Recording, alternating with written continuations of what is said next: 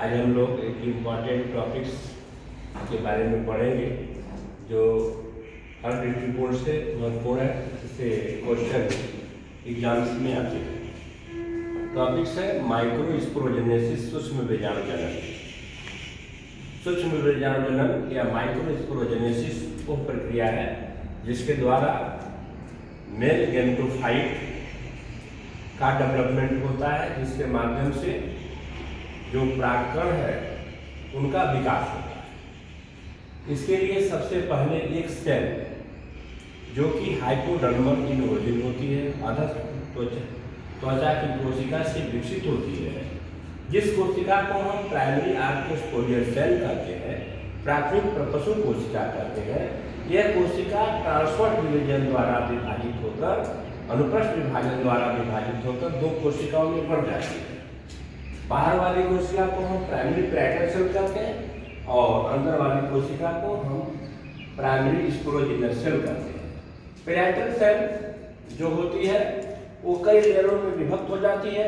सबसे बाहर की तरफ एपिडर्मिस, उसके नीचे एंडोथेलियम, उसके नीचे 2 से 5 लेयर की सेल होती है जिसको मिडिल लेयर मध्यस्तर कहते हैं। और सबसे लास्ट में यह बहुगुणित कोशिकाओं का समूह बनाती है जो बढ़ते हुए सूक्ष्म बीजाणुओं के पोषण में खर्च होती हैं। ऐसे कोशिकाओं को हम टेपिटम कहते हैं। Tapetum is important. टेपिटम से कई बार सवाल पूछा जाता है। तो tapetum is a nutritive layer which provide nutrition for growing microspore और microspore mother cell. Microspore mother cell को न्यूट्रिशन देने वाली लेयर को, न्यूट्रिशन देने वाली कोशिकाओं के समूह को हम टेपिटम कहते हैं। इसकी कोशिकाएं पॉलीपेलाइड होती हैं, बहुगुणित होती हैं। इनका विकास पैराइटल सेल से होता है, स्पोरोजिनस सेल से नहीं होता है। जो स्पोरोजिनस सेल होती है, ये स्पोरोजिनस सेल जो होती है वह किसमें बदल जाती है? वह माइक्रोस्पोर मदर सेल में बदल जाती है।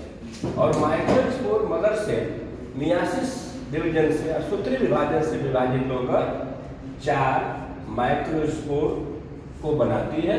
ये माइक्रोस्पोर आइसोबाइलेटरल या टेट्राहेड्रल पोजीशन में व्यवस्थित हो जाते हैं। आइसोबाइलेटरल, मोनोकार्ड्स में और टेट्राहेड्रल डाइकार्ड्स में पाया जाता है। अब ये जो माइक्रोस्पोर है, यह माइक्रोस्पोर ही डेवलप हो जाता है किसमें? नर युग्मकों विद मेल गैमेटोफाइट। हम जब किसी आबीपीजी पौधे के मेल गैमेटोफाइट को देखते हैं तो इसमें ये 2 आवरणों से ढका होता है।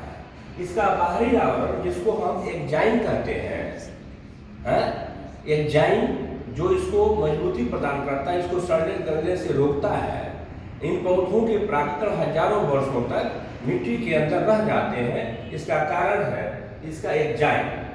एक्जाइन स्पोरोपोलिन नामक लिपिड पदार्थ का बना होता है, इसके अंदर पाया जाता है, जो इसको सड़ने गलने से क्या करता है? बचाता है। सड़ने गलने से बचाता है। एक्जाइन के बाद इंटाइन होता है और इसके अंदर साइटोप्लाज्म होता है। इसके अंदर एक न्यूक्लियस होता है जो डिवाइड होकर 2 न्यूक्लियस में बढ़ जाता है। एक न्यूक्लियस को हम जनरेटिव न्यूक्लियस कहते हैं, दूसरे वाले को हम ट्यूब न्यूक्लियस कहते हैं या वेजिटेटिव न्यूक्लियस कहते हैं। ट्यूब न्यूक्लियस पॉलिन ट्यूब बनाता है। जो जनरेटिव न्यूक्लियस है वो डिवाइड होकर 2 न्यूक्लियस में बढ़ जाता है। इनको हम मेल न्यूक्लियस या मेल गैमेट कहते हैं। ये दोनों एंजियोस्पर्मिक प्लांट में फर्टिलाइजेशन में भाग लेते हैं। ठीक है। ये जो परागकण है, मेल गैमेटोफाइट है, किसी माध्यम द्वारा कहाँ पहुंच जाता है? फीमेल फ्लावर के वर्टिकाग्र पर, स्टिग्मा पर पहुंच जाता है। वहाँ इसका जर्मिनेशन प्रारंभ हो जाता है, पॉलन ट्यूब डेवलप हो जाती है, जो स्टिग्मा स्टाइल से होती हुई ओव्यूल के माइक्रोपाइल तक पहुंचती है।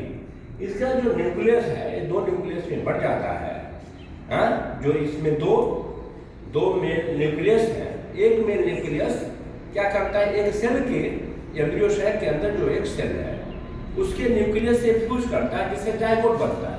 और दूसरा जो मेल न्यूक्लियस है वह सेकेंडरी न्यूक्लियस के साथ फ्यूज होकर एक ट्रिप्लाइड स्ट्रक्चर बनाता है, जिस ट्रिप्लाइड स्ट्रक्चर को हम एंडोस्पर्म कहते हैं, जो बढ़ते हुए भ्रूण को, बढ़ते हुए एम्ब्रियो को क्या करता है, न्यूट्रिशन देता है, पोषण देता है।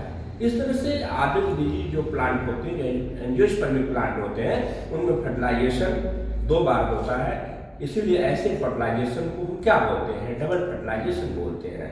एक बार एक न्यूक्लियस से एक मेल गैमेट फ्यूज करता है, इसको हम ट्रू फर्टिलाइजेशन बोलते हैं। और दूसरी बार एक मेल न्यूक्लियस सेकेंडरी न्यूक्लियस के साथ फ्यूज करता है, इसको हम डबल फर्टिलाइजेशन कहते हैं। डबल फर्टिलाइजेशन की खोज नवाशी नामक वैज्ञानिक ने किया था।